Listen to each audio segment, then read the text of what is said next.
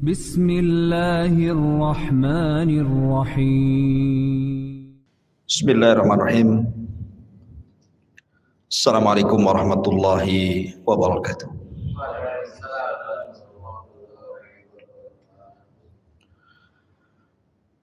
Alhamdulillah. Wassalatu wassalamu ala Rasulillah wa ala alihi wa sahbihi wa mawalah wa la hawla wa la quwata illa billahi wa ba'du.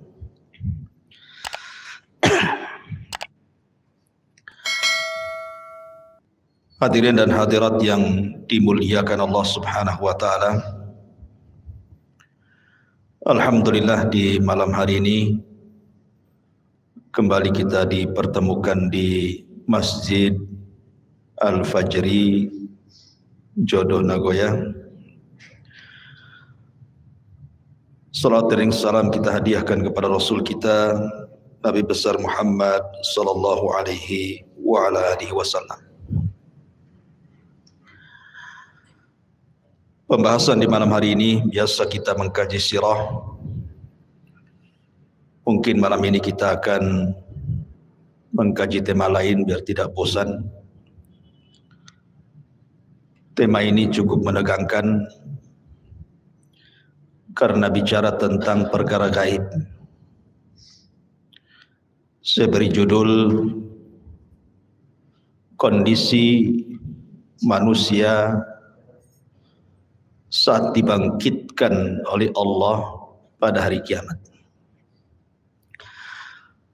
Ma'asyiral muslimin yang dimuliakan Allah Subhanahu wa taala.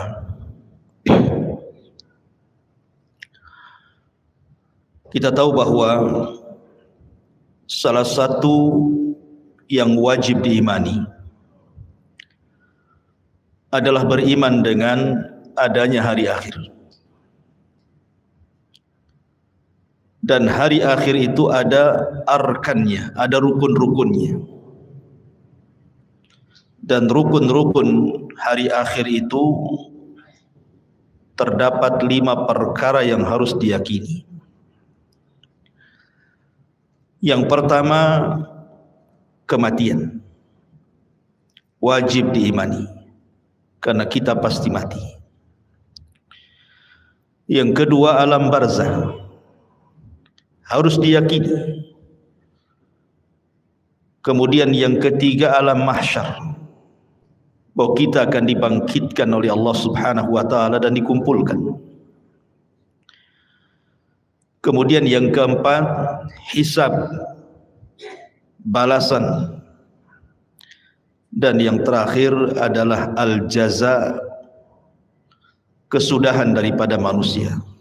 Apakah dia layak masuk surga ataukah tidak layak masuk surga. Itulah gambaran beriman dengan hari akhir.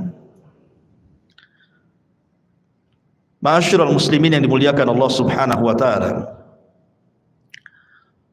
Kita tahu bahwa ketika diutusnya Nabi sallallahu alaihi wasallam menjadi nabi dan rasul,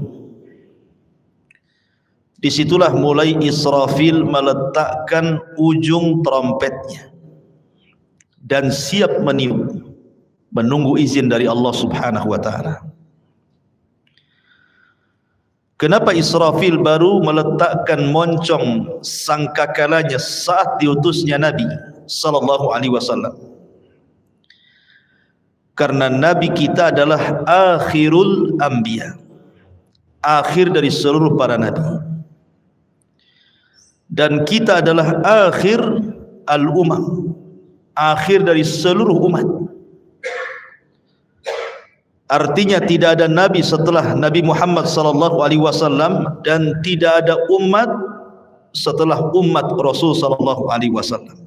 Setelahnya kiamat. Makanya Nabi sallallahu alaihi wasallam ketika suatu hari tidak nyenyak tidur, tidak enak makan, merenung, sahabat heran dan bertanya. Maka Nabi sallallahu alaihi wasallam menjawab, bagaimana mungkin aku bisa nikmat hidup, nikmat tidur, nikmat makan, nikmat minum dan begitu seterusnya, faqad iltaqama sahibul qarni qarnan. Sementara malaikat Israfil, pemilik sangkakala itu, siap meniupkan trompetnya. Kapan diizinkan Allah, maka dia akan tiupkan itu. Tetapi keadilan Allah Subhanahu wa taala, setiap perkara itu ada muqaddimahnya. Allah Subhanahu wa taala tidak langsung mengkiamatkan alam semesta ini, tapi ada muqaddimahnya yang disebut dengan alamat kiamat kubra. Ada alamat-alamat kiamat besar. Tentu sebelumnya ada alamat-alamat kiamat kecil. Tapi mendekati kiamat ini yang muncul tanda-tanda alamat besar, dan itu jumlahnya 10 tanda.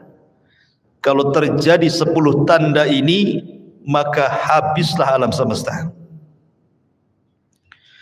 Secara ringkas, yang pertama munculnya Dajjal. Kemudian yang kedua, turunnya Isa ibn Maryam. Kemudian yang ketiga, munculnya Ya'juj wa Ma'juj. Ini 3 alamat pertama. Kemudian 3 alamat pertengahan, munculnya dukhan. Maksudnya dukhan itu asap yang tebal, yang sangat hitam pekat yang ada di langit. Kemudian setelahnya munculnya matahari dari arah barat. Kemudian setelahnya munculnya binatang dari perut bumi yang disebut dengan dabatun minal ar. Binatang melata bisa bicara, yang menstempel mukmin dan kafir. Ini 3 alamat pertengahan. Maka alamat yang terakhir, 3 gempa. Gempa dari arah barat, gempa dari arah timur, dan gempa di Jazirah Arab, dan ditutup dengan api yang menggiring manusia dari Aden Yaman, dikumpulkan di Syam. Disitulah kiamat dibangkitkan. Inilah 10 tanda kiamat besar. Orang-orang yang beriman tidak akan merasakan tentang adanya kiamat besar, karena orang-orang yang beriman itu sebelum Israfil meniupkan sangkakalanya sudah diwafatkan oleh Allah Subhanahu wa taala dengan cara dikirim angin yang sangat-sangat dingin, kemudian menerpa setiap ketiak orang yang beriman walaupun punya iman sebiji zarah, maka akan wafat dengan angin itu. Sehingga tidak ada yang hidup kala itu kecuali orang yang paling jahat, yang paling buruk, yang paling kafir, yang paling syirik kepada Allah Subhanahu wa taala. Nabi SAW bersabda, la taqumus sa'ah illa ala syiraril khalqi. Tidak akan tegak hari kiamat kecuali tegak kepada manusia yang paling buruk yang ada di permukaan bumi. Ma'asyiral muslimin yang dimuliakan Allah Subhanahu wa taala, ketika Allah Subhanahu wa taala izinkan Israfil untuk meniupkan sangkakalanya, maka apa yang terjadi? Al-qari'atu mal qari'ah. Wa ma adraka mal qari'ah? Yauma yakunun nasu kal farashil mabthus. Al-qari'ah itu adalah suara yang keluar dari trompet moncong sangkakala yang ditiup Israfil. Itulah al-qari'ah, diambil dari al-qara, suara yang bisa memecahkan gendang-gendang manusia, dan suara yang bisa mewafatkan semua manusia yang hidup kala itu. Maka sekali tiupan, dan itu menunjukkan kemurkaan Allah Subhanahu wa taala,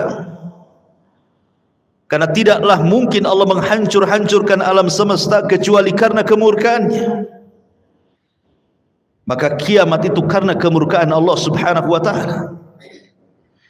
Maka disitulah kita lihat dalam ayat-ayat Al-Quran di mana wa idzan nujumun tasyarat, bintang dijatuh-jatuhkan, wa idzal biharu fujirat, kemudian lautan ditumpah-tumpahkan airnya, kemudian wa idza zulzilatil ardu zilzalaha, kemudian bumi digempa-gempakan. Ma'asyiral muslimin yang dimuliakan Allah Azza wa Jalla, Anda bisa bayangkan ketika terjadi tsunami Aceh, itu hanya sebagian kecil laut yang ngamuk gitu ya, yang marah karena kemarahan Allah Subhanahu wa taala. Dalam hitungan menit bisa menghancurkan bangunan dan melenyapkan banyak nyawa. Itu baru sebagian kecil laut. Ketika terjadi gempa di Jogja, dalam hitungan menit bangunan-bangunan roboh menimpa manusia. Bangunan hancur, jiwa-jiwa melayang, dan begitu seterusnya. Begitu juga peristiwa gempa di Lombok, dan saya saksikan sendiri karena saya ke sana. Satu kabupaten rata dengan tanah. Ma'asyiral muslimin yang dimuliakan Allah Azza wa Jalla, ini bagian kecil dari bumi.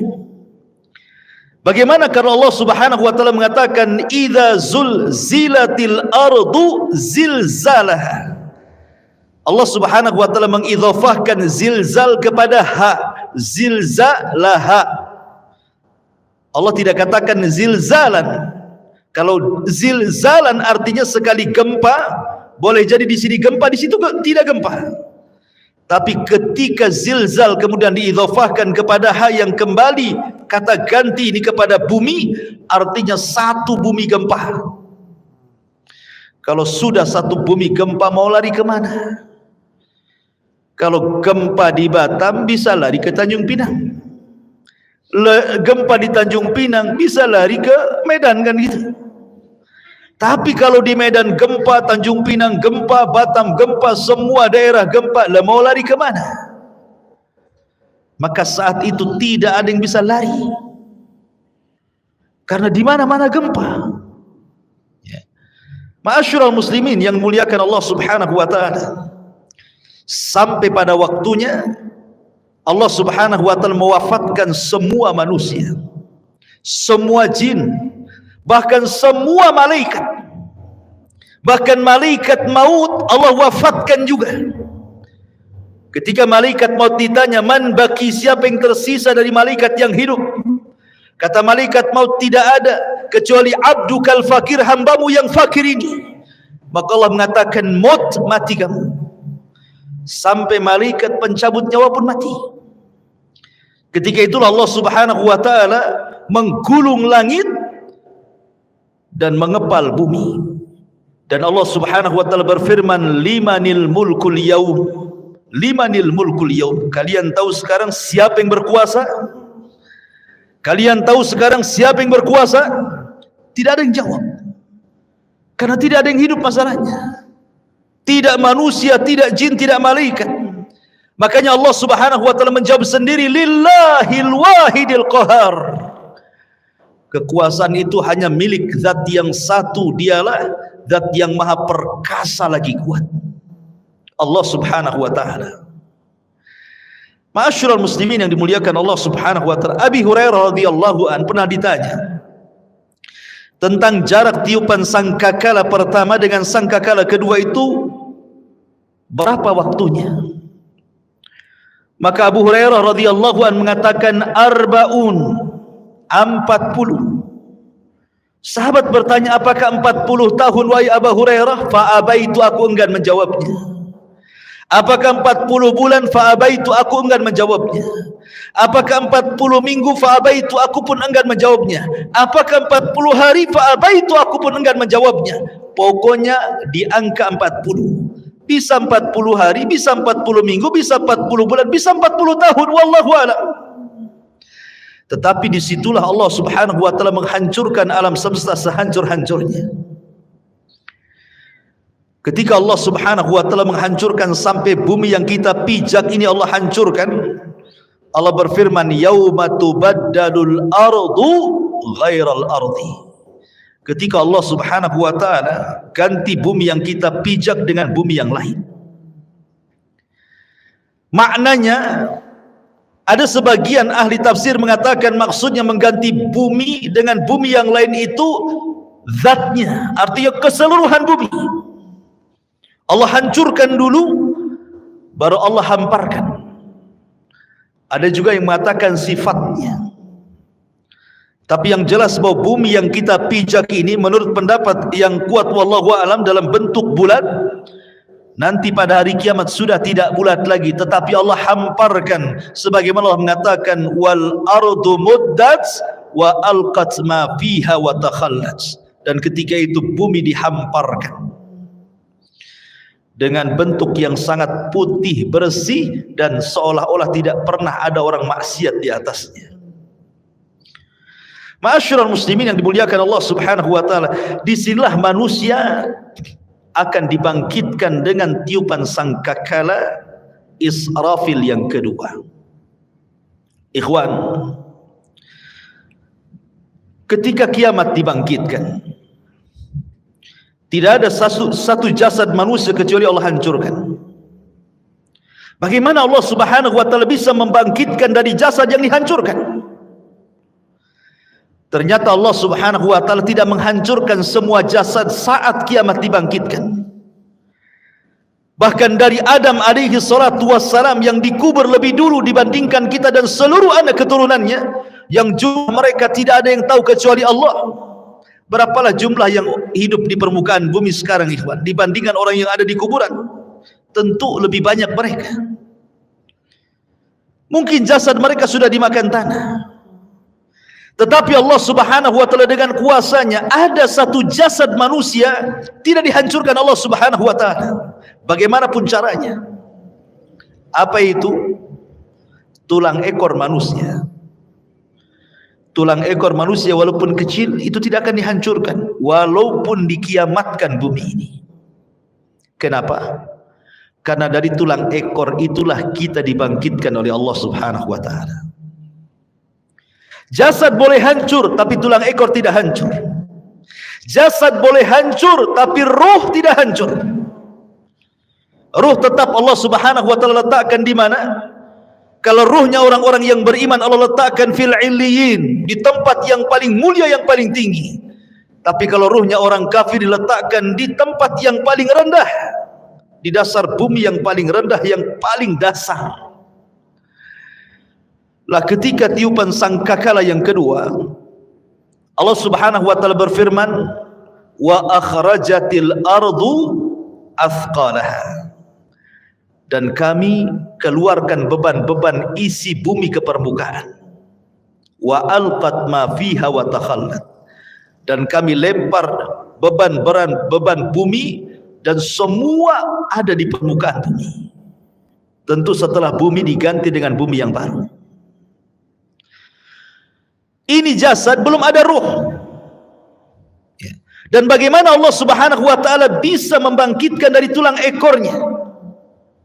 Dalam hadis yang sahih Allah Subhanahu wa taala mengirimkan hujan, karena asal kehidupan itu dari air, dan kami jadikan air itu segala sesuatu bisa hidup, kan itu. Wa ja'alnal ma' kulla syai'in hayyin. Kami jadikan air itu segala sesuatu hidup. Maka Allah akan hujani itu bumi itu. Ketika setiap tulang ekor tersentuh dengan air hujan tersebut, maka semua terlempar ke permukaan. Kemudian Allah ciptakan kembali jasad yang sudah hancur itu. Di situ Allah Subhanahu wa taala katakan, wa idzan nufusu zuwizat. Ketika Allah lesatkan setiap ruh-ruh yang diletakkan di illiyin kalau dia ruhnya mukmin, dan roh-roh yang ada di sijin kalau dia kafir munafik, dilesatkan semuanya. Subhanallah, tidak ada yang tertukar. Ruh masuk ke jasad-jasadnya yang pernah dia tempati di bumi, semua akan melesat di situ. Disitulah terjadi dalam akidah ahli sunnah wal jamaah sebagai yaumul ba'thi wan nusyur, hari kebangkitan, di mana manusia akan dibangkitkan di situ. Bagaimana kondisi mereka dibangkitkan? Allah Subhanahu wa taala menyamakan kebangkitan manusia di padang mahsyar itu dengan dua binatang. Pertama dengan laron dan yang kedua dengan belalang. Adapun dengan laron, Allah Subhanahu wa taala berfirman, "Al-qari'atu mal-qari'ah, wa ma adraka mal-qari'ah, yauma yakunu an-nasu kal farash." Farash itu artinya laron yang berhamburan. Tetapi dalam ayat yang lain Allah mengatakan kal jaradil muntashir, seperti belalang-belalang yang berterbangan. Satunya laron berhamburan, satunya belalang berterbangan. Apa bedanya? Menurut ulama akidah, adapun ketika Allah Subhanahu wa taala menyamakan hari kebangkitan itu manusia seperti laron, itulah permulaan kebangkitan. Di mana ketika manusia bangkit, ikhwan, manusia itu tidak tahu harus kemana. Karena padang pasir itu la ma'lama fi, tidak ada tanda sama sekali. Karena tanah itu putih bersih, tidak ada tanda sama sekali. Ketika di dunia banyak tanda, ini desa, ini kecamatan, ini ibu kota, ini gang, ini jalan, ini lorong, dan begitu seterusnya. Ini kota, ini desa, ini hutan. Di dunia ada maklam, ada tanda. Tapi di akhirat tidak ada tanda masalahnya. Anda mau lari kemana? Mau cari rumah siapa? Sementara ketika Allah Subhanahu wa taala ganti bumi itu datar, tidak ada yang meninggi, tidak ada yang merendah, tidak ada gunung, tidak ada bukit, tidak ada lembah, semua datar. Kenapa Allah ciptakan seperti itu? Supaya menampung manusia sejak zaman Adam sampai yang terakhir mati. Kalau sekarang bumi dalam bentuk sekarang dibangkitkan sejak Adam sampai sekarang, mungkin bumi tidak akan cukup. Karena ada tempat-tempat yang tidak layak dihuni, kan gitu.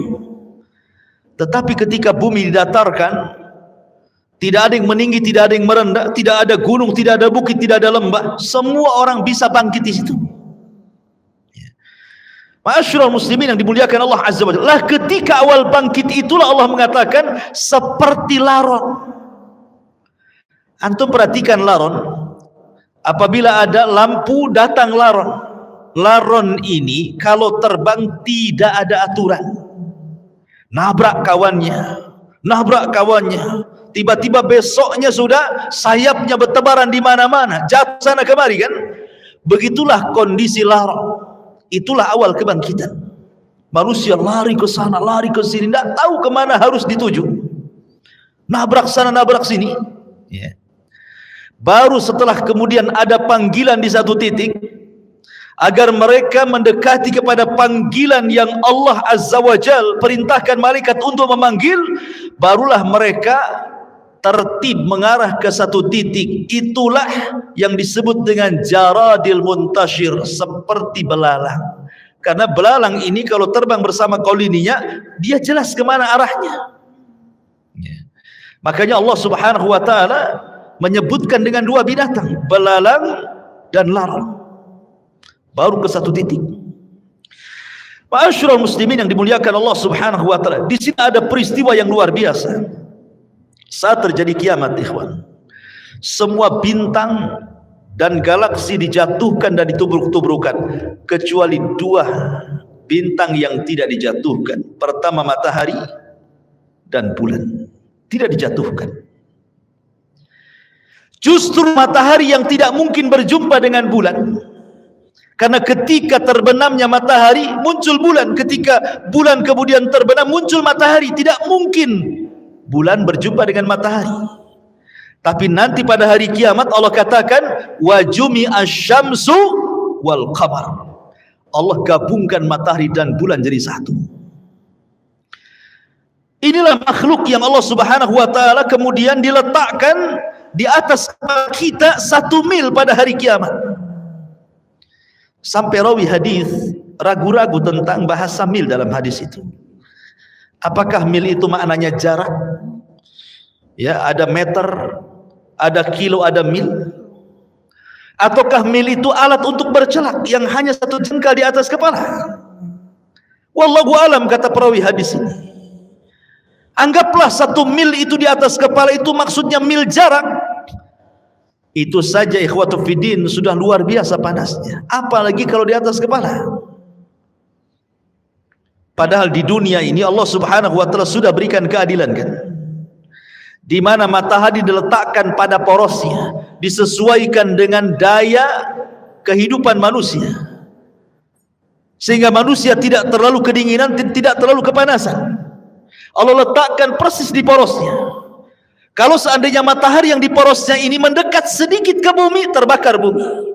Kalau seandainya matahari di porosnya menjauh dari bumi, bekulah bumi. Makanya Allah letakkan itu supaya tidak beku dan tidak terbakar, pas di tempatnya. Tetapi Allah Subhanahu wa taala pada hari kiamat Allah kumpulkan matahari dan bulan. Walaupun kesudahannya matahari dan bulan ini kemana? Dimasukkan ke dalam jahanam. Sampai sahabat bertanya, Rasul, apa dosa matahari? Kenapa dimasukkan ke dalam jahanam? Maka Rasul mengatakan, dimasukkan matahari dan bulan bukan berarti dua makhluk ini berdosa, tidak. Tetapi ingin membuktikan bahwa keduanya bukan Tuhan. Biar para penyembah bintang di bumi, para penyembah matahari dan bulan tahu bahwa matahari dan bulan itu bukan Tuhan. Makanya dipendamkan ke neraka. Sehingga ahlun nar melihat matahari yang dipendamkan ke neraka, rupanya keduanya bukan Tuhan. Ya, memang bukan Tuhan. Makanya Allah mengatakan, la tasjudu lisyamsi wala lilqamari wasjudu lillahi alladhi khalaqahunna in kuntum iyyahu ta'budun. Jangan sujud kepada matahari dan bulan, tapi sujudlah kepada yang menciptakan keduanya kalau kalian betul-betul beribadah kepada Allah Azza wa Jalla. Ma'asyiral muslimin yang dimuliakan Allah Subhanahu wa taala. Bagaimana manusia saat dibangkitkan? Nabi sallallahu alaihi wasallam bersabda, yuhsyarun nas yaumal qiyamah khufatan uratan ghurlan buhman. Aisyah radhiyallahu anha menceritakan, nanti pada hari kiamat manusia akan dikumpulkan khufatan, tanpa beralas kaki. Anda bisa bayangkan saat matahari di siang hari kemudian memanasi aspal yang ada di jalan-jalan. Coba Anda jalan tanpa alas kaki, rasakan panasnya. Atau di gurun pasir gitu ya. Bagaimana orang bisa berjalan di dunia saja tanpa alas kaki, bagaimana pula di akhirat matahari didekatkan. Begitu panasnya kaki ini ketika mijak bumi itu kan. Kemudian kata Rasul sallallahu alaihi wasallam, khufatan uratan, tanpa ada baju lengket di badan. Tidak pakai baju, tidak pakai celana. Tidak ada yang menyelimuti badannya, satu helai kain pun tidak ada di badannya. Bayangkan matahari dekat tuh. Kita saja ya kan itu ya, apabila telanjang di tengah matahari terik siang-siang itu panasnya luar biasa. Ini telanjang bulat. Kemudian kata Nabi sallallahu alaihi wasallam, khufatan uratan ghurlan, kembali tidak dikhitan. Waktu kita dikhitan, kita dibuang kulit, kemaluan, kemudian entah berantah kulit itu. Tapi Allah akan kembalikan lagi ke setiap jasad manusia. Untuk apa? Lidiqqatil hisab, kata para ulama, supaya hisabnya betul-betul komplit.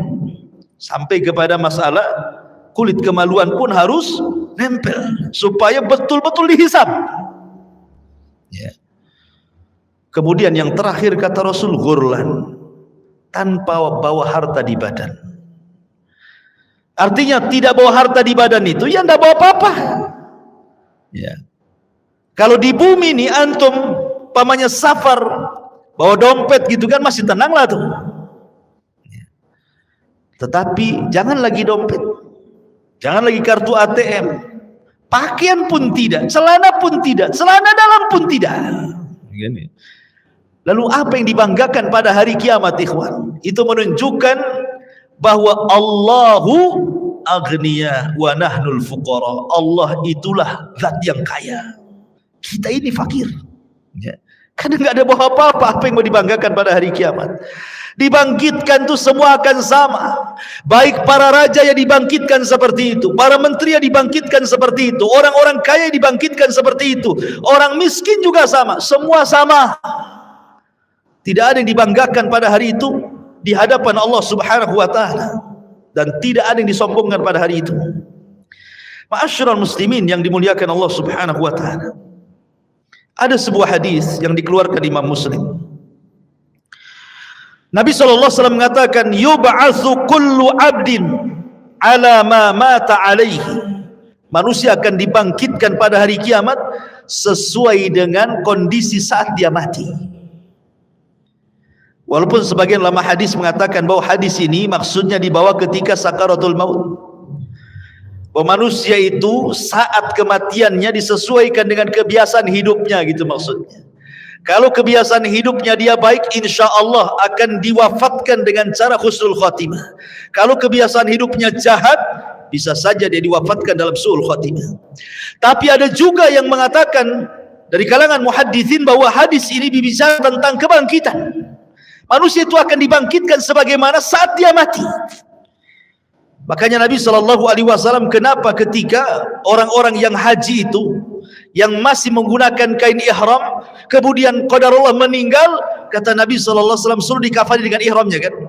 Karena dia akan bangkit pada hari kiamat, dan dia akan menggunakan pakaian itu sambil mengucap labbaik Allahumma labbaik. Kemudian ketika Nabi SAW menguburkan para syuhada, mereka tidak dimandikan, tidak dikafankan, tidak disolatkan, langsung dimasukkan ke dalam liang lahat dengan pakaian mereka yang masih berlumuran darah, karena mereka akan dibangkitkan seperti itu, dan darah-darah mereka menjadi saksi syuhada mereka. Dan saat dikubur, maka malaikat mungkar dan nakir tidak akan bertanya soal siapa Tuhanmu, siapa nabimu, apa agamamu. Kenapa? Karena kata Nabi SAW, kafa, cukuplah, bibariqatis suyuf, kilatan-kilatan pedang saat jihad, fitnah bagi dia, sehingga tidak ada fitnah kubur lagi. Ma'asyiral muslimin yang dimuliakan Allah Azza wa Jalla. Bahkan pada hari kiamat, Abu Sa'id Al-Khudri radhiyallahu anhu mengatakan, nanti pada hari kiamat ada orang-orang yang diseret dengan wajahnya. Subhanallah. Kita di bumi berjalan dengan kedua kaki, tapi nanti saat dibangkitkan ada manusia-manusia berjalan kakinya di atas, kemudian wajahnya diseret, wajahnya di bawah, jalan dengan kepalanya. Sahabat bertanya, ya Rasulullah, wahai Rasul, kok ada orang yang seperti itu?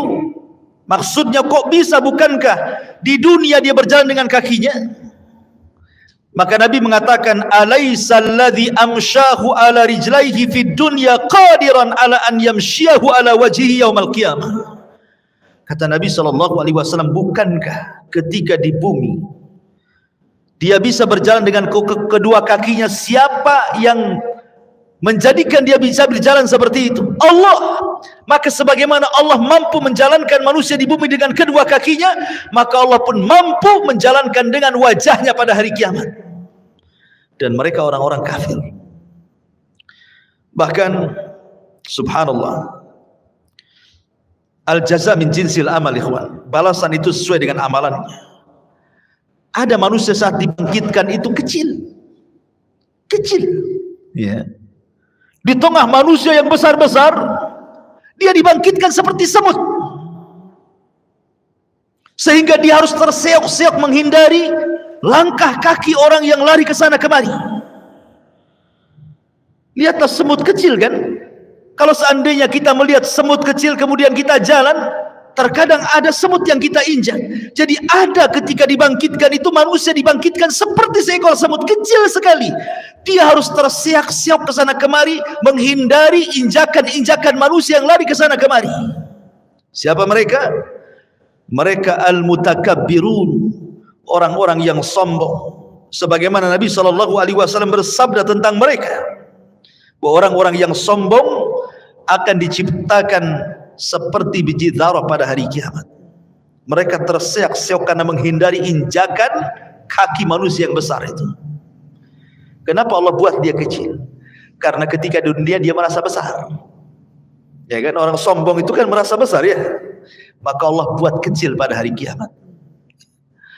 Ada juga ma'asyiral muslimin yang dimuliakan Allah Azza wa Jalla, ketika dia bangkit, dia kemudian terseok-seok kayak orang mabuk, tidak tahu harus kemana. Dan mereka adalah para pemakan riba. La yakumuna illa kama yakumul ladzi yatakhabbathu syaitanu minal mas. Pemakan riba itu nanti bangkit pada hari kiamat seperti orang yang kesurupan, yang dimasuki setan ke dalamnya, oyong ke sana kemari. Ada juga kata Nabi SAW, orang yang dibangkitkan itu buta, padahal di dunia dia melihat, sehingga dia kemudian mengatakan, Rabbi lima hasyartani a'ma wa qad kuntu basira. Rabb, kenapa kau bangkitkan aku dalam kondisi buta? Dulu di dunia aku melihat. Maka Allah Subhanahu wa taala mengatakan, ya, karena engkau ketika di dunia melupakan ayat-ayatku, sekarang kulupakan kau buat buta, kata Allah Subhanahu wa taala. Jadi macam-macam orang dibangkitkan itu. Ada yang berteriak-teriak memanggil-manggil Allah Subhanahu wa taala, ya Rabb, ya Rabb. Tapi Allah tidak memandangnya sama sekali. Ada orang-orang yang tidak akan pernah dipandang pada hari kiamat. Bahkan tidak akan diberikan rahmat. Bahkan sudah disediakan azab yang pedih. Subhanallah ya ikhwan. Kalau sampai kita tidak dipandang oleh Allah Subhanahu wa taala, berarti kita akan merasakan peritnya neraka jahanam. Siapa mereka? Kata Nabi SAW, salasatun la yukallimuhumullahu yawmal qiyamah wa la yuzakkihim wa la yanzuru ilaihim wa lahum adzabun alim. 3 orang tidak akan diajak bicara pada hari kiamat, tidak akan disucikan, tidak akan dilihat, bahkan azab sudah menunggu mereka. Pertama, syekhun zani, sudah tua tapi suka berzina, menunjukkan akhlaknya buruk. Kemudian yang kedua, malikun kadzab, raja pendusta, penguasa para pendusta, mendustakan rakyatnya. Wa'ilun mustakbir, sudah miskin sombong pula dia. Kemudian juga Rasul mengatakan, salasatun la yukallimuhumullahu yaumal qiyamah. Ada juga orang-orang yang tidak akan diajak bicara oleh Allah Subhanahu wa taala, tidak akan disucikan, tidak akan dilihat. Bagi mereka azab yang pedih. Al-musbil, orang yang melembrehkan pakaiannya di bawah mata kaki. Al-mannan, orang yang suka mengadu domba ke sana kemari. Al-munfik sil'atahu bil halifil kadhib, seorang pedagang untuk melariskan dagangannya berdusta dengan sumpah kepada Allah Azza wa Jalla. Mereka tidak akan diajak bicara, mereka tidak akan dilihat oleh Allah Subhanahu wa taala. Termasuk juga rajulun ata rajulan au imra'atun fi duburi, atau seseorang laki-laki yang melakukan homoseksual, tidak akan diajak bicara, tidak akan disucikan, tidak akan dilihat oleh Allah. Atau seorang laki-laki yang berhubungan lewat dubur istrinya, tidak akan diajak bicara, tidak akan disucikan, bahkan tidak akan dilihat oleh Allah Subhanahu wa taala. Termasuk juga imra'atun la tashkuru li zawjiha, istri yang tidak pernah bersyukur kepada suaminya. Istri yang tidak pernah bersyukur kepada suaminya. Apabila suaminya mendatangkan banyak kebaikan, hanya satu kesalahan, dia mengatakan engkau tidak pernah berbuat baik. Bersyukur kepada suaminya. La yanzurullah ila imra'atin la tashkuru li zawjiha. Allah tidak akan melihat kepada seorang wanita yang tidak pernah syukur kepada suaminya. Jadi ada orang-orang yang tidak akan dilihat Allah. Dia panggil-panggil ya Rabb, ya Rabb. Allah tidak peduli dengan orang itu. Bahaya ikhwan, kalau sampai tidak dilihat oleh Allah Subhanahu wa taala. Lah ketika itu ma'asyiral muslimin, maka Allah Subhanahu wa taala mulai pisah-pisahkan manusia itu. Awalnya kan berkumpul tuh jadi satu. Sejak zaman Adam sampai yang terakhir mati terkena trompet sangkakala Israfil. Dibangkitkan semuanya. Di situ masih kumpul para nabi, para syuhada, para siddiqin, para salihin, orang awamnya, dari mulai zaman Adam sampai yang terakhir masih satu di padang mahsyar itu. Baru Allah pisah-pisahkan di situ. Apa kata Allah Subhanahu wa taala? Kata Allah Subhanahu wa taala, "Hei, siapa yang di antara kalian ketika di dunia menjadi para pemimpin yang adil, keluar kalian. Kemari. Berdirilah di bawah arsy Allah Subhanahu wa taala, kalian mendapatkan naungan." Kemudian dia panggil lagi, "Hei orang-orang yang ketika di dunia hatinya terikat dengan masjid, kemari keluar dari situ. Di sini kalian mendapatkan naungan dari arsy Allah Subhanahu wa taala." Kemudian dipanggil lagi, "Hai orang-orang yang ketika di dunia suka berinfak sampai tangan kirinya tidak tahu diinfakkan tangan kanannya, sedekahus sir. Kemari keluar. Kamu harus bergabung di sini. Kau mendapatkan naungan arsy Allah Subhanahu wa taala." Kemudian juga dipanggil yang lainnya, "Wahai anak muda yang ketika di dunia menjaga kehormatannya, tidak mau berzina karena takut kepada Allah, keluar, gabung di sana. Di sana kau mendapatkan naungan arsy Allah Subhanahu wa taala." Termasuk kalian yang saling mencinta karena Allah, membenci karena Allah, keluar, gabunglah kau di situ. Itulah yang disabdakan Nabi sallallahu alaihi wasallam, "Sab'atun yudhilluhumullahu fi dhillihi yauma la dhilla illa dhilluh." 7 orang yang akan mendapatkan naungan di hari yang tidak ada naungan kecuali naungan Allah Subhanahu wa taala. Mereka akan dikeluarkan, ya. Akan dikelompokkan sesuai dengan amalan mereka, gitu maksudnya. Termasuk ahli sedekah, karena sedekah itu as-sadaqatu, bahwa sedekah itu akan mendapatkan naungan pada hari kiamat. Ma'asyiral muslimin yang dimuliakan Allah Subhanahu wa taala, lalu berapa waktu mereka harus tinggal di padang mahsyar itu? Ulama mengatakan bahwa mereka akan tinggal di padang mahsyar itu 50 alfasana, 50.000 tahun. Tentu 50.000 tahun ini berlaku kepada orang-orang kafir, berlaku kepada orang-orang munafik dan orang-orang mujrim. Tapi orang-orang yang beriman tidak. Hisab mereka cepat. Kenapa? Karena usianya juga pendek.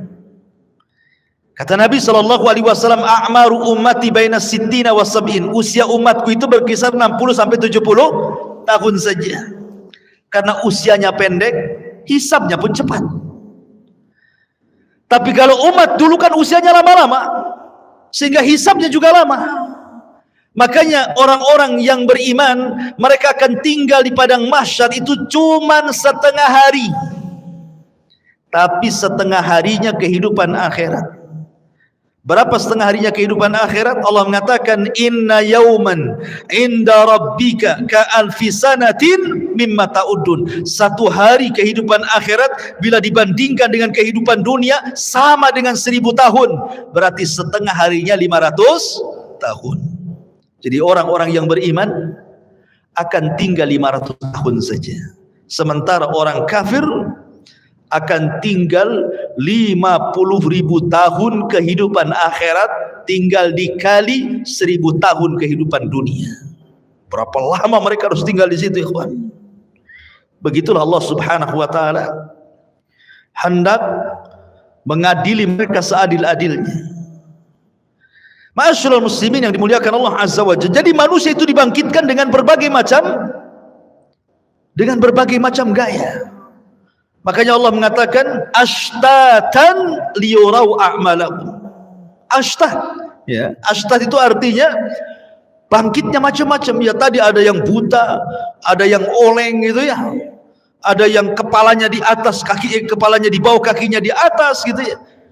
Ada yang kemudian pincang jalannya, macam-macam orang itu dibangkitkan. Kemudian habis itu dikelompok-kelompokkan, ahli sedekah dengan ahli sedekah, ahli Quran dengan ahli Quran, ahli solat dengan ahli solat, dan begitu seterusnya.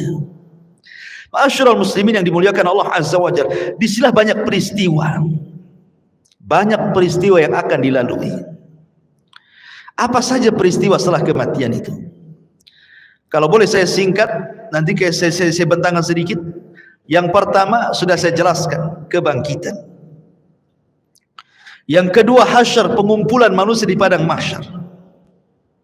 Kemudian yang ketiga, al-haud, telaga. Manusia akan minum dari telaga. Kemudian yang keempat, syafaat. Syafaatul uzma. Orang meminta syafaat kepada para nabi. Kemudian yang kelima, dimulai hisab. Kemudian yang keenam, barulah kemudian diterbangkan catatan. Baru ada yang mengambil dengan tangan kanan, tangan kiri dan di belakang punggungnya. Kemudian yang nomor 7, barulah ada mizan, timbangan. Kemudian yang nomor 8, barulah kemudian jahanam didatangkan, kemudian jembatan diletakkan di bawah jahanam. Di atas jahanam, bawahnya jahanam, itulah titian siratal mustaqim. Jisrun mamdudun fawqa jahannam. Sebuah titian, bawahnya jahanam. Kemudian manusia akan lewat di titian itu. Kemudian yang nomor berapa? 9. Manusia akan kumpul di kontor. Disinilah akan terjadi kisos. Tapi kisosnya sesama orang yang beriman. Tapi kalau kisosnya sesama orang kafir sebelum titian siratal mustaqim. Baru setelah di kontor, barulah mereka akan berjubel di pintu-pintu surga. Baru setelah itu, tidak ada yang bisa membuka pintu surga kecuali Nabi SAW. Baik, kita urai sedikit. Tadi sudah jelaskan yang pertama hari kebangkitan, manusia dibangkitkan. Kemudian dikumpulkan. Ketika manusia tertidur dan cukup lama, kemudian terbangun, pasti yang Anda rasakan akan merasakan haus yang luar biasa. Iya kan? Kalau tidur lama gitu kan, bangun pasti pengen minum. Seperti Anda juga pengen minum. Bismillah, minum dulu. Masya Allah. Jadi ketika mereka kehausan ini, maka mereka mencari air. Setiap para nabi Allah Subhanahu wa taala sudah berikan telaga. Likullin nabi haudun. Setiap nabi diberikan telaga. Dan telaga yang paling besarlah telaga Nabi kita Muhammad sallallahu alaihi wasallam. Maka umat Rasul sudah diarahkan ke masing-masing nabinya. Termasuk kita umat Islam diarahkan kepada telaga nabi kita. Telaganya sangat besar. Airnya putih, lebih putih dibandingkan susu kata Rasul. Lebih manis dibandingkan madu. Dan satu kali minuman tidak akan haus selamanya. Dan tidak akan rebutan karena gelasnya sejumlah bintang yang ada di langit kata Nabi.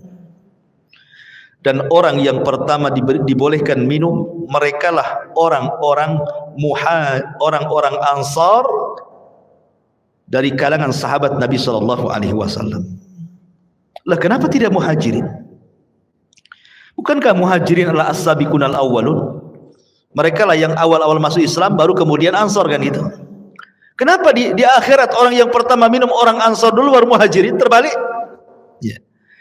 Karena orang Ansar diberikan kesabaran ketika di dunia. Mereka tidak pernah mencicipi kekuasaan.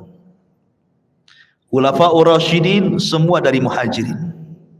Abu Bakar muhajirin, Umar muhajirin, Uthman muhajirin, Ali muhajirin, Hasan bin Ali muhajirin. Ganti ke kekuasaan kerajaan. Raja yang pertama Muawiyah ibn Abi Sufyan muhajir. Runtuhnya Bani Umayyah, berdiri Bani Abbasiyah, semua dari Mekah muhajirin. Semua kekuasaan itu dari muhajirin. Orang Ansar itu tidak pernah jadi raja. Mereka jadi rakyat. Makanya kata Nabi SAW, sabarlah kalian. Kalian akan mendapatkan nanti raja-raja yang zalim. Boleh jadi mungkin yang menguasai kalian itu raja-raja zalim. Tapi kesabaran kalian akan mendapatkan hasil sampai kalian menemui aku di mana? Di telagaku, kata Nabi. Makanya mereka orang yang pertama minum. Orang-orang Ansar atau penduduk Yaman yang awal-awal masuk Islam, baik dari kalangan manusia atau kalangan jinnya. Baru setelah itu Muhajirin. Baru setelah itu para ulama. Baru setelah itu umumnya umat Rasul, sampai yang terakhir datang sekelompok umat Rasul hendak minum. Tiba-tiba dihalau para malaikat, tidak boleh. Nabi SAW kasihan dan mengatakan, ummati itu umatku, biarkan wahai malaikat, biar dia minum. Tapi kemudian Rasul diberitakan bahwa mereka tidak layak minum. Kenapa? Ya Muhammad, innaka la tadri ma ahdatsu ba'daka innahum ghayyaru wa baddalu. Wahai Muhammad, engkau tidak tahu apa yang terjadi sepeninggalmu. Mereka itu sudah merubah ajaran-ajaranmu. Mereka itu sudah menjauhi sunnah-sunnahmu. Mereka tidak layak minum dari telagamu. Makanya ulama mengatakan orang yang tidak akan minum dari telaga Rasul, pertama orang murtad, tidak akan minum. Yang kedua orang munafik, tidak akan minum. Yang ketiga orang yang mereka selalu menyelisih sunnah Rasul dari kalangan ahli bidah. Kemudian yang keempat para murtakib al-kabair, orang-orang yang senantiasa terus melakukan dosa besar. Mereka tidak layak minum dari telaga Nabi SAW. Padahal ikhwan, meminum dari telaga Rasul itulah yang menentukan nasib kita saat di padang mahsyar. Karena ketika matahari didekatkan, kita merasa haus. Sementara Rasul mengatakan siapa yang meminum satu teguk saja dia tidak akan haus selamanya, kan? Artinya bisa meringankan beban saat matahari didekatkan sebenarnya. Baru setelah kemudian mereka minum, ada yang tidak. Kemudian mereka berkumpul lagi di padang mahsyar, dibiarkan oleh Allah Subhanahu wa taala. Dengan matahari didekatkan, kemudian keringat dicucurkan, sampai-sampai keringatnya membanjiri, sampai kalau seandainya ada perahu dijalankan, perahu bisa jalan di keringatnya. Karena ada yang tenggelam selutut, ada yang tenggelam sepusat, ada yang tenggelam sedada, ada yang tenggelam setelinga, ada yang tenggelam betul-betul dengan keringatnya, sesuai dengan amalannya. Ya. Ma'asyiral muslimin, ini menakutkan karena kumpulnya mereka saja sudah menakutkan. Kenapa menakutkan? Karena ketika di kuburan saja mereka sudah takut. Kan kalau orang-orang yang beriman masuk kuburan itu dibentangkan surga, ya kan? Ketika dia sanggup menjawab pertanyaan malaikat, siapa Tuhanmu? Allah. Siapa Nabimu Muhammad? Apa agamamu? Islam. Allah akan mengatakan dari langit, an sadaqa abdi, hambaku telah benar. Kalau begitu, bentangkan pintu dari surga, hantarkan makanan, hantarkan minuman, hantarkan pakaian, hembuskan angin dari surga supaya wangi kuburannya, kan itu? Artinya dia bisa melihat surga di kuburan. Tapi orang kafir, munafik dan ahli dosa, ketika dia tidak sanggup menjawab apa kata Allah, sempitkan kuburan sesempit-sempitnya, kan itu. Kemudian bentangkan neraka di hadapannya. Makanya ketika kemudian terjadi hari kiamat, mereka sudah melihat neraka saat di kuburan tuh. Makanya mereka sudah ketakutan luar biasa. Dari situlah akhirnya kemudian ketika Allah biarkan saja di padang mahsyar seperti itu, mulailah orang-orang berakal di antara mereka datang kepada Adam. Ya Adam, anta abul bashar, kau ini bapak manusia. Isfa' lana ila rabbik, mintalah syafaat kepada Rabbmu. Ala tara ila ma nahnu fi, tidakkah kau iba kepada kami, lihat kondisi kami. Tapi Adam mengatakan tidak bisa, karena aku sudah pernah melakukan maksiat sehingga Allah murka, dan kemurkaannya tidak pernah terjadi sebelum dan sesudahnya. Sebaiknya kau kenuh saja, datang kepadamu. Sama juga jawabannya. Kata Nuh, sebaiknya kau datang kepada Ibrahim. Sama pula jawabannya. Tidak bisa juga. Kata Ibrahim, sebaiknya kau datang kepada Nabi Musa. Musa pun sama. Bahkan kata Musa, sebaiknya datang kepada Isa. Jadi antara Adam, Nuh, Ibrahim, Musa, Isa, semua mengatakan nafsi, nafsi, urus diri kalian, katanya. Kata Isa bin Maryam, sebaiknya kalian datang kepada Muhammad sallallahu alaihi wasallam. Maka mereka datang kepada Rasulullah. Baru Nabi SAW tidak menolak permintaannya dan mengatakan ana laha, kan ku coba terus. Maka Nabi SAW berangkat sendiri, kemudian mendekati arsy Allah, kemudian sujud di bawah arsy dengan sujud yang sangat lama. Kemudian Allah datang dan mengatakan irfa ra'saka ya Muhammad. Kata Allah Subhanahu wa taala, angkat kepalamu wahai Muhammad. Sal qul tusma, sal tu'ta, ishfa tushaffa. Katakan kau didengar, minta kau diberi, mintalah syafaat, ku beri kau syafaat, kata Allah. Ini yang disebut dengan syafaatul uzma, syafaat khusus yang hanya diberikan kepada Rasul kita, tidak diberikan kepada para nabi. Dan orang yang paling bahagia dengan syafaat Rasul, kata Abu Hurairah radhiyallahu an, dalam hadis Abu Hurairah, Nabi sallallahu alaihi wasallam bersabda, as'adun nas bi syafaati man qala la ilaha illallah. Orang yang paling bahagia dengan syafaatku, kata Rasul, adalah orang yang mengucapkan kalimat la ilaha illallah. Tentu bukan hanya lisan, artinya orang yang menegakkan tauhid, tidak melakukan kesyirikan. Yang sekarang lagi merebak para perdukunan itu syirik-syirik semua tuh. Ya, jangan percaya kepada mereka. Kalau harus percaya kepada dukun, percayalah ke dukun urut, kan itu. Jelas-jelas ngurut dia kan. Nah, ada mantranya yang ngurutnya, dukun bayi, ya kan. Kalau dukun santet nggak usah percaya. Dukun ramal apalagi. Ya. Jadi ma'asyiral muslimin yang dimuliakan Allah Azza wa Jalla, setelah syafaat, apa yang terjadi? Setelah syafaat ardul a'mal, Allah akan memperlihatkan amalan kita, ikhwan. Liyurau a'malahum, Allah akan perlihatkan amalan kita. Makanya ada hadis yang mengatakan nanti pada hari kiamat akan didatangkan manusia membawa pahala sebesar Bukit Tihamah. Coba bayangkan, Bukit Tihamah itu besar. Ya, lebih besar daripada Uhud, cuman lebih kecil daripada Uhud. Cuman kata Nabi, nanti pada hari kiamat ada orang bawa pahala sebesar Bukit Tihamah. Diperlihatkan amalannya besar sekali. Tiba-tiba kemudian amalan itu dihilangkan. Gara-gara apa? Karena orang itu suka bermaksiat sendirian. Dia bermaksiat sendirian. Kok bisa maksiat sendirian? Nah, inilah alat maksiat sendirian. Ini alat maksiat sendirian. Cukup saya dan handphone saja. Itu maksiat sendirian, dalam kamar sendirian, nyumpet apa antum ya. Entah lagi nyebar hoax di situ. Copy paste hoax, ya kan?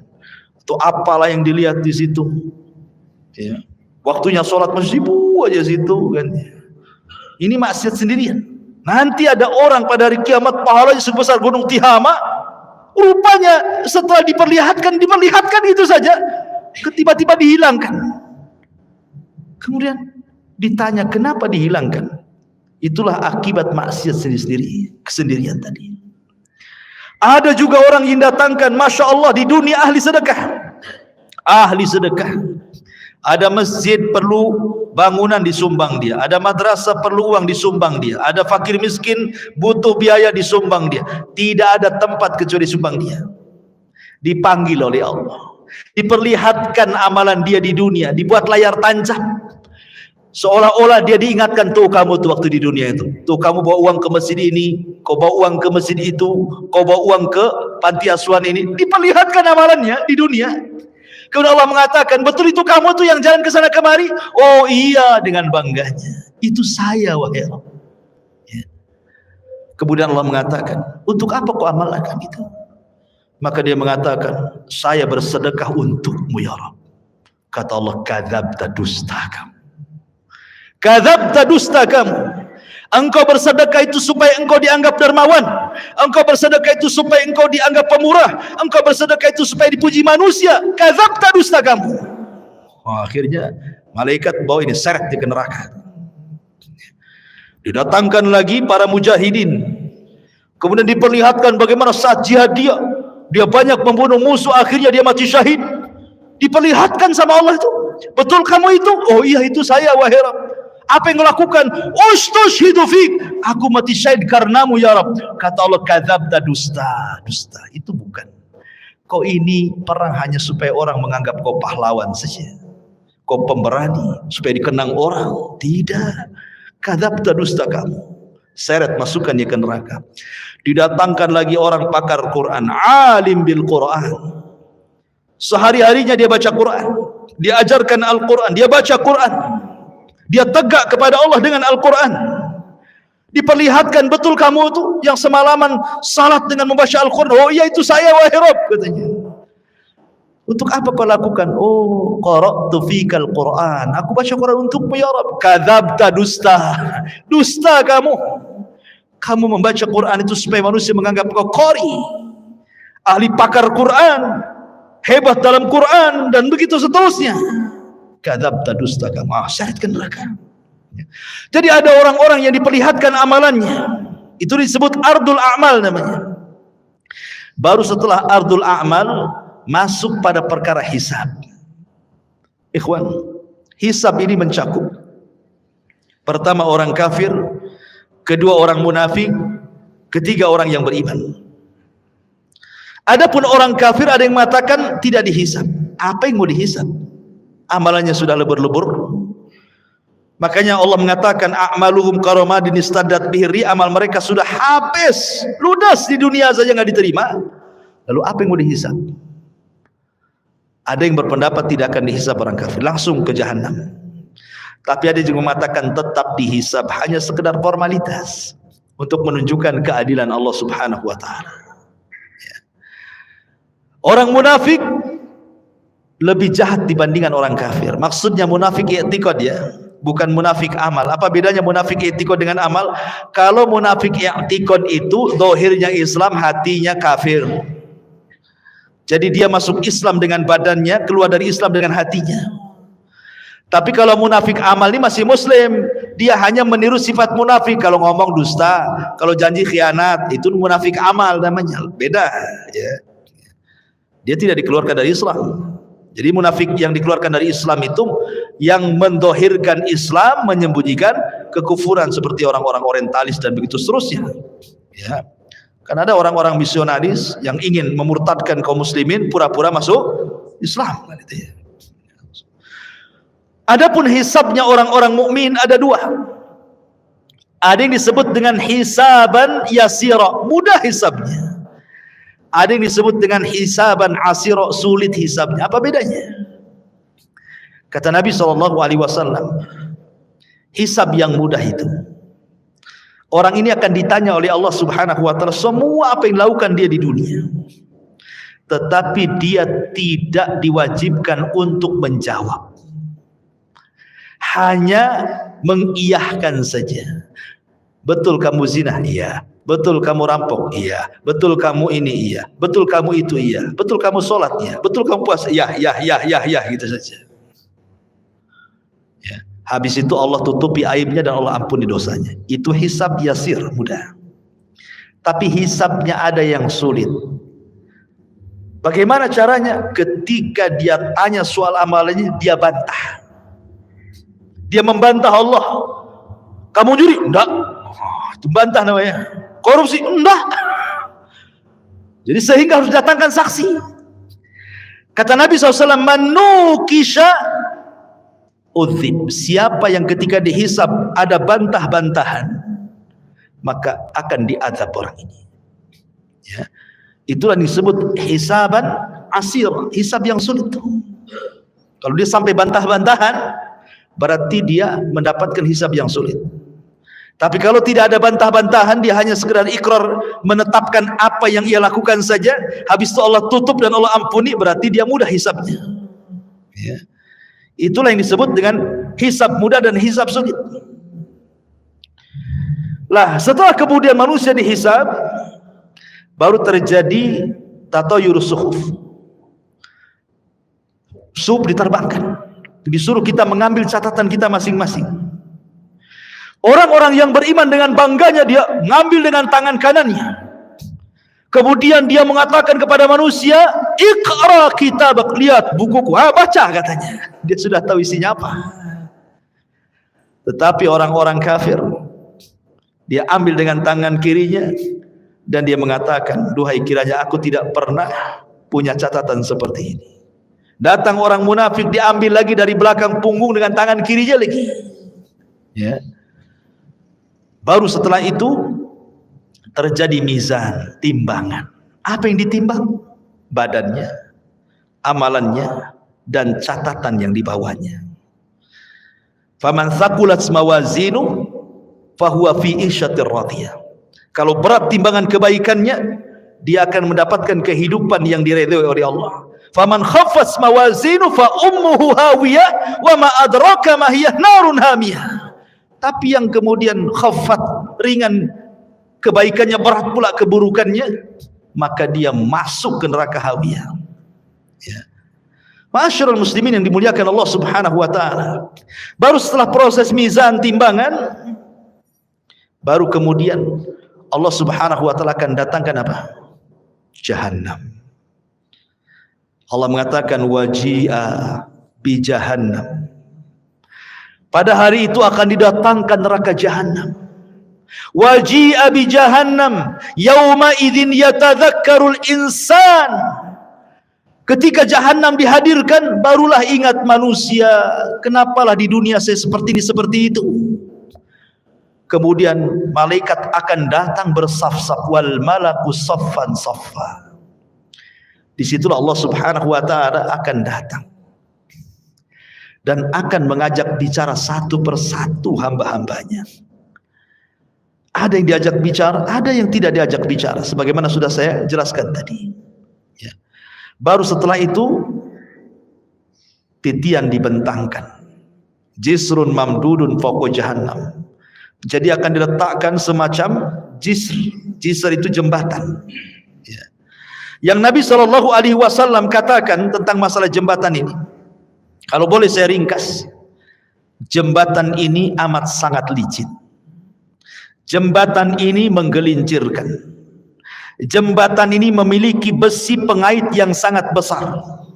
Jembatan ini mudah terpeleset karena bukan lurus tetapi berbelok-belok dan bergerak. Jembatan ini lebih halus dibandingkan rambut, lebih tajam dibandingkan pedang. Ya, jembatan ini akan membelah telapak kaki manusia, sehingga tidak semua orang selamat dari titian ini. Lah ketika jembatan ini dibentangkan, kemudian Allah mengatakan wasiqal ladzina kafaru ila jahannama zumara. Allah langsung masukkan orang kafir, tidak pernah masuk titian orang kafir itu, langsung dimasukkan ke dalam jahannam. Sehingga yang tersisa cuma dua, mukmin dan kafir. Lalu Allah berikan cahaya untuk modal melewati titian itu. Ada yang seperti kilat atau di ujung saja. Ada yang seperti kuda balap atau di ujung saja. Ada yang seperti pelari kencang atau di ujung saja. Ada yang jalan, ada yang merangkak, ada yang jatuh bangun, begitu seterusnya. Karena ada kalalib di situ, ada kait mengait, ya, yang ujungnya seperti duri dan akan menghantam siapa saja. Kemudian kalau sudah terlempar dari jisr itu, dari titian itu, maka akan sampai di dasar jahannam itu setelah 70 tahun. Karena Rasul yang mengatakan, ketika ada suara dor gitu kan, Rasul mengatakan di hadapan para sahabat, tahu nggak kamu suara apa itu? Sahabat nggak tahu. Itulah batu yang dilempar dari atas titian setelah 70 tahun baru sampai sekarang dasarnya katanya. Nauzubillah. Ya. Ma'asyiral muslimin yang dimuliakan Allah Azza wa Jalla. Baru setelah kemudian mereka bisa menyeberangi titian, ada yang berhasil, ada yang tidak. Sampai di sini lelahnya? Tidak, masih lelah lagi. Ada namanya kontor. Kontor itu tempat kisos. Ingat, kontor itu hanya bagi orang yang beriman saja. Tapi kalau kisosnya antar orang kafir atau orang mukmin mendolimi orang kafir atau orang kafir mendolimi orang yang beriman, itu sebelum titian. Karena orang kafir tidak mungkin naik ke titian. Jadi kalau ada orang Islam mendolimi orang kafir, terjadi kisos di sini. Kalau ada orang kafir mendolimi orang kafir, terjadi kisos di sini. Termasuk juga binatang akan dikisos. Sampai Rasul mengatakan, binatang yang bertanduk dengan binatang yang tidak bertanduk, yang ketika di dunia ditanduk-tanduk sama binatang yang bertanduk, akan didatangkan tuh, dicabut tanduknya, kemudian diletakkan ke yang tidak bertanduk. Allah mengatakan, tanduklah dia sebanyak dia menanduk kamu di dunia. Disaksikan oleh manusia itu kisos kepada binatang itu, semua akan dikisos. Ya. Yang buaya makan kambing gitu ya, kemudian harimau makan kancil, semua akan terjadi kisos. Tapi selesai kisos, selesai hisab, apa kata Allah? Kuni turaba, jadilah kalian tanah. Maka binatang-binatang itu semua jadi tanah. Orang-orang kafir menyaksikannya, tiba-tiba mereka mengatakan, ya laitani kuntu turaba, duhai kiranya aku jadi tanah seperti binatang itu, kata. Mungkin tidak, mustahil. Ya. Lah ini kalau kisosnya sebelum titian ini bagi orang-orang kafir, sementara kisosnya orang-orang yang beriman setelah titian. Inilah yang dikenal dalam hadis Nabi SAW sebagai hadis muflis namanya. Hadis orang bangkrut. Kata Nabi, atadruna mal muflis hadil ummah, tahu enggak kamu orang bangkrut di antara umatku ini? Sahabat ya polos saja, orang bangkrut ya orang gulung tikar, usahanya kolab, nggak punya dinar, nggak punya dirham. Oh, itulah orang bangkrut, katanya. Kata Nabi, bukan. Orang bangkrut itulah orang yang datang dengan pahala salat, pahala puasa, pahala zakat, pahala-pahala lain-lainnya.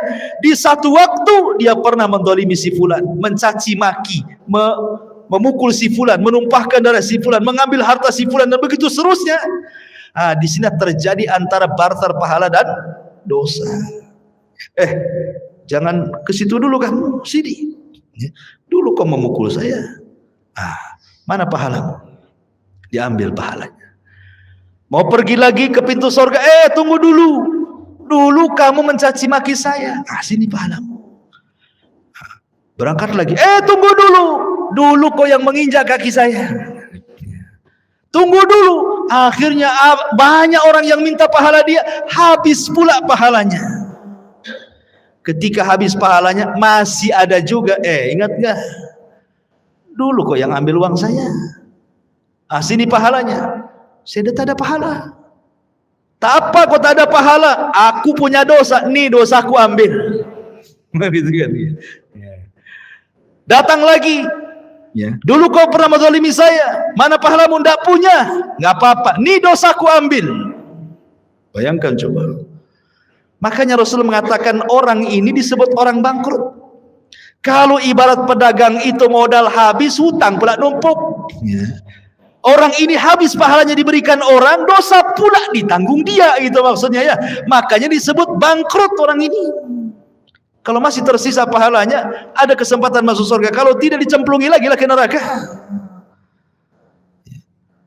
Di sini terjadi kisos, ikhwan, antar orang yang beriman. Bahkan yang mengeri adalah kisosnya pembunuhan. Karena awal yang pertama dihisab oleh Allah itu, kalau hak manusia adalah masalah darah. Ya. Dan itu ketika proses hisab itu, yang pertama kali hak manusia adalah darah. Tapi kalau hak Allah, salat. Yang pertama dihisab kalau hak Allah adalah salat. Tapi kalau hak hamba, masalah darah. Kata Abdullah ibn Abbas radhiyallahu anhu, orang-orang yang dibunuh itu akan membawa kepala, tangan kirinya diambil kepalanya. Jadi dia berjalan tanpa kepala. Walaupun ketika di dunia dibunuhnya bukan dipenggal kepalanya, mungkin diracun, mungkin diceki, mungkin diapa gitu ya, mati. Tapi nanti pada hari kiamat orang-orang yang dibunuh tanpa kepala berjalan menghadap Allah, dan tangan kirinya membawa kepalanya sambil bercucuran darah di lehernya. Kemudian tangan kanannya membawa pembunuhnya dihadapkan kepada Allah. Kemudian dia mengatakan, ya Rabb, sal hadza lima qatalani. Ya Rabb, tanya orang ini, kenapa dia sampai membunuh? Tanya, ya. Karena pembunuhan itu kan sebagaimana sabda Rasul nanti di akhir zaman, al-qatil la yadri fi ma qatal wal maqtul la yadri fi ma qutil. Orang yang membunuh bingung kenapa dia bisa membunuh, orang yang dibunuh lebih bingung lagi kenapa saya bisa dibunuh. Karena dalam Islam itu aturan bunuh membunuh sudah ada, qisas. Atau dia berzina dan sudah menikah, atau karena dia murtad, dijelaskan begitu ya. Tapi gara-gara rebutan parkir bunuh-bunuhan, gara-gara waris bunuh-bunuhan, gara-gara masalah sedikit utang piutang bunuh-bunuhan, ini akan terjadi qisas. Dan qisas ini akan diulang. Walaupun di dunia qisas ini berlaku, tetap akan diulang. Karena yang namanya qisas itu belum memuaskan sebuah keadilan, walaupun sesuai dengan syariat Islam. Apalagi tidak sesuai dengan syariat Islam. Yang sesuai dengan syariat Islam saja tidak memenuhi keadilan. Contoh, si A membunuh si B, yang satu preman, yang si B ini orang soleh.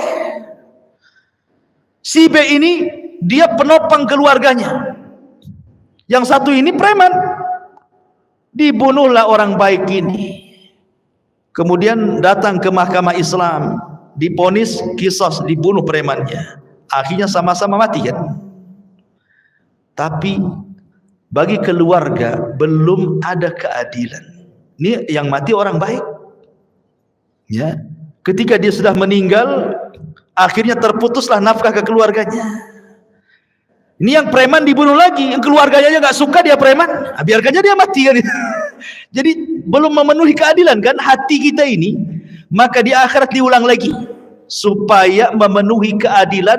Makanya ketika masuk surga, kata Ibnu Utsaimin rahimahullahu taala, wa naza'na ma fi sudurihim min ghillin ikhwana, tidak ada lagi dendam, tidak ada lagi marah ya, tidak ada lagi dendam kesumat, betul-betul dihilangkan dalam hatinya. Karena sudah ada kisah 2 kali kan, ingin menghilangkan dendam kesumatnya. Ketika masuk surga semua jadi satu hati ya.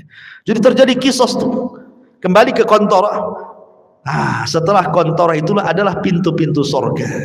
Disitulah manusia berjubel di pintu-pintu surga. Kata Rasul, sayati alaikum zaman kadidu minaz ziham, akan datang waktunya manusia berdesak-desakan di pintu surga.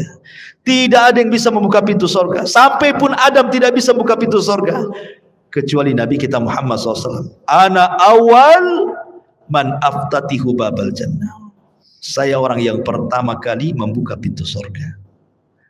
Ketika Rasul buka pintu surga, tiba-tiba ada wanita mau mendahului masuk ke dalam surga ya. Ada perempuan lari mau mendahului Nabi masuk surga. Kata Rasul, tunggu dulu, siapa kamu? Maka wanita yang mengatakan, saya wanita yang merawat banyak anak yatim ya. Dari sini kata para, lihat bagaimana para pengkafil yatim berdua sama masuk ke dalam surga. Itulah yang dinamakan ana wa kafilul yatim fil jannati kahataini. Aku dan para perawat anak yatim itu seperti ini di surga, kata Nabi. Ya kan? Tetapi yang jelas bahwa di sini Rasul yang pertama kali masuk surga ya bukan wanita ini. Cuma dia mau bersama Nabi, mau mendahului Nabi, cuma di stop kan gitu ya. Bagaimanapun yang pertama membuka pintu surga Rasul, yang pertama masuk ke dalam surga pun Nabi sallallahu alaihi wasallam. Adapun kehidupan di surga tentu kehidupan yang luar biasa, karena bagaimanapun Rasul yang mengatakan a'dadtu li ibadis salihin ma la ainun ra'at wa la udhunun sami'at wa la khatara ala qalbi bashar, gitu ya. Aku siapkan di surga itu kenikmatan yang tidak pernah dilihat mata, didengar telinga, terlintas pun tidak. Subhanallah ya. Ma'asyiral muslimin yang dimuliakan Allah Subhanahu wa taala. Lah, surga itu bertingkat-tingkat. Ada sebuah hadis ketika menjelaskan tentang keutamaan qari'ul Quran, para penghafal Quran atau para penggemar membaca Quran. Kata Nabi sallallahu alaihi wasallam, ini di surga nih. Iqra wartaq warattil kama kunta turattil fid dunya fa inna manzilataka inda akhiri ayatin taqra'uha. Kata Rasul menjelaskan nanti di surga Allah akan memerintahkan para penghafal Quran atau orang-orang yang gemar membaca Quran, bacalah. Subhanallah, Quran ini bukan hanya dibaca di dunia, di surga pun dibaca ya. Bacalah, naiklah. Karena nanti ahli sorga itu akan diberikan rop-rop sayap di belakangnya untuk naik ke tingkatan-tingkatan di atas. Naiklah, terbanglah, ya. Dan pelankan bacaanmu, tartilkan bacaanmu. Sebagaimana kau di dunia mentartilkan bacaan Quran, di sorga pun kau tartilkan. Nanti akhir kedudukanmu di sorga sesuai dengan akhir ayat yang kau baca di dunia, kata Nabi. Kata Ibnu Taimiyah, Syekhul Islam Ibn Taimiyah, ketika memberikan catatan kepada hadis ini, bahwa tingkatan di sorga itu sejumlah ayat dalam Al-Quran. Berapa ayat dalam Al-Quran itu? 6.500 kurang lebih. Itu jumlah ayat dalam Quran itu 6.500 kurang lebih. Artinya tingkatan di sorga itu ya segitulah jumlahnya, 6.500 kurang lebih. Yang 100 tingkatan disediakan oleh Allah untuk para mujahidin fisabilillah, lebihnya sesuai dengan amalannya. Berarti di sini menunjukkan bahwa sorga itu banyak, 650 lebih, 6.500 tingkatan lebih. Sementara satu sorga itu luasnya selangit dan di sebumi, dan satu tingkatan ke tingkatan berikutnya itu perjalanan 500 tahun. Semakin tinggi sorga, semakin indah tingkatannya. Karena sorga itu sifatnya darajat tangga ke atas. Kalau neraka itu sifatnya darokat, tangga ke bawah makin jelek. Kalau sorga ke atas makin baik, gitu maksudnya. Makanya orang naik lebih lelah dibandingkan orang terjun. Coba lu terjun, tinggal jegur aja kan. Naik, capek sampai ke atas. Makanya ke sorga itu perlu tenaga, perlu lelah, perlu letih. Ke neraka enggak perlu. Tinggal jegur aja antum ke situ. Jadilah antum penduduk neraka. Enggak perlu antum beli, enggak perlu antum bayar, enggak perlu pakai uang. Dan enggak perlu sekolah. Orang maksiat itu enggak perlu sekolah. Kalau ibadah itu perlu sekolah karena ada ilmunya. Sholat aja ada ilmunya. Gimana takbiratul ihram, apa yang mau dibaca? Maksiat tidak perlu sekolah, tidak perlu S2 maksiat itu. Tamat TK aja bisa maksiat. Makanya tidak lelah orang masuk neraka itu, tapi enak. Itulah makanya ikhwatu fiddin, kenapa sorga itu dibaluti dengan makari, hal-hal yang tidak suka. Sementara neraka itu dibaluti oleh syahwat, hal-hal yang orang suka masuk ke situ. Ya. Lah sorga yang bertingkat-tingkat ini Allah Subhanahu wa ta'ala berikan kepada siapa? Orang-orang yang masuk ke dalam sorga sesuai dengan tingkatannya. Bahkan di sorga itu minimal satu orang itu mendapatkan 2 istana. Paling sedikit orang yang masuk sorga itu dapat 2 istana. Dapat 2 istana. Kalau seandainya di dunia antum dapat 2 rumah di Sukajadi yang paling dalam, yang paling mewah itu, wah udah senang sekali. Tapi sayang rumah di Sukajadi nggak seberapa dibandingkan rumah di surga. Cuman karena nggak kelihatan, makanya malas untuk bangun rumah di surga. Maunya di dunia saja karena nampak gitu ya. Lah jadi paling sedikit orang masuk surga itu, setiap orang mukmin masuk surga minimalnya 2 istana Allah berikan. Kenapa? 1 istana solid milik dia, 1 istana itu milik orang kafir yang masuk neraka, diwariskan kepada orang yang beriman. Tilkumul jannah uristumuha, itulah surga yang diwariskan kepada kamu. Jadi minimalnya 2. Dan Allah mengatakan waliman khafa maqama rabbihi jannatan. Bagi yang takut kepada Rabbnya maka dia Allah berikan 2 sorga. Tapi kita bisa lebih daripada hanya 2 istana.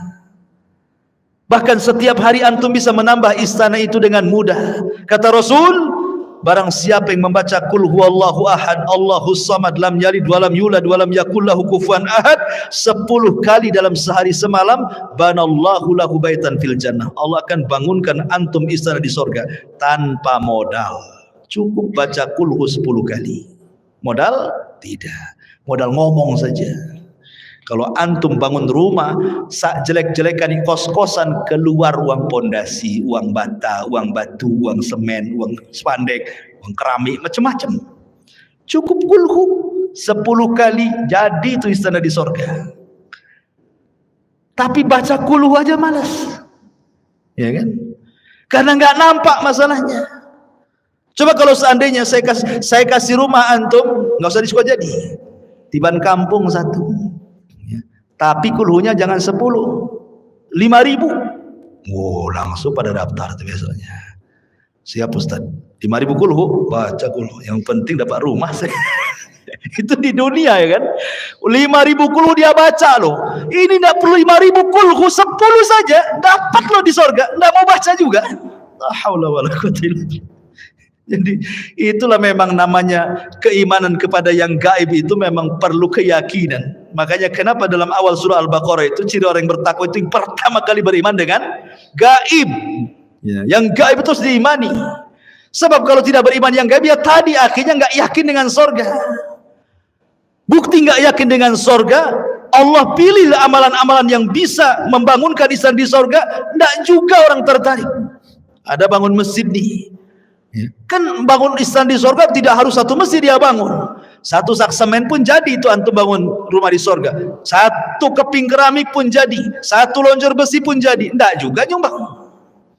Oke ini modal Ustaz, saya tidak ada duit.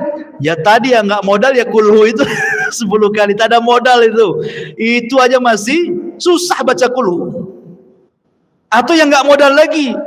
Salat duha 12 rakaat kata Rasulullah, banallahu qasran fil jannah. Siapa yang salat duha 12 rakaat Allah bangunkan istana di sorga. Enggak juga antum salat duha. Lalu apa lagi? Masyarul muslimin yang dimuliakan Allah, banyak amalan-amalan enggak modal. Itulah karena kurang yakinnya kita dengan perkara gaib itu. Tapi kalau soal perdukunan yang gaib-gaib yakin tuh. Datang dia. Tolong cek tangan saya, nasib saya ini gimana masa depan nih, usaha saya lancar atau enggak nih. Yakin dengan gaib yang satu ini. Ya. Masyarul muslimin yang dimuliakan Allah Azza wa Jalla. Jadi surga yang bertingkat-tingkat itu. Maka tingkatan tinggi semakin baik semakin baik. Dan ingat surga itu bukan hanya sekedar istana. Ya, di situ juga ada view-nya, ada sungainya, ada tamannya, ada roof-roofnya, ada bahkan ada kamar terbuat dari kaca, bayangkan. Terbuat dari kaca, ghuraf namanya. Kamar itu persis terbuat dari kaca. Yura dhahiruha batinuha. Orang dalam melihat keluar, orang luar melihat ke dalam. Ya bahasa kita rumah kaca lah. Kan sekarang kan lihatlah rumah-rumah minimalis itu kan cantik itu kalau dikasih kaca itu kan. Di mana tuh ghuraf itu? Di atas. Kalau kita ini di dunia bangun satu bangunan di atas harus ada tiang dari bawah nopang tuh. Di sorga tak ada. Tak ada tiang ya gitu saja kamar. Ustaz gimana saya kesananya katanya. Antum pikir antum di sorga kayak apa? Terbang antum ke sana. Ya. Karena semua binatang di sorga itu, jangankan kita, binatang di sorga semua terbang. Makanya bahasa Quran itu lahmi tair. Tair itu artinya burung. Ya, daging burung gitu ya. Jadi semua binatang itu kata para ulama terbang di sorga itu. Tidak ada binatang melata kayak di bumi itu berjalan di, tidak ada, semua terbang. Antum aja terbang. Ya. Masyarul muslimin yang dimuliakan Allah. Intinya bahwa kalau cerita tentang sorga nggak ada habisnya. Kita akan terhayal ke sana. Kalau cerita neraka sudahlah Ustaz sekali aja lah. Takut katanya. Intinya bahwa inilah manusia saat kebangkitan. Mudah-mudahan ada manfaatnya. Insyaallah kita lanjutkan dan kesempatan. Subhanakallah bihamdika asyhadu an la ilaha illa anta astaghfiruka wa atubu ilaik. Allahu ta'ala alam. Assalamualaikum warahmatullahi wabarakatuh.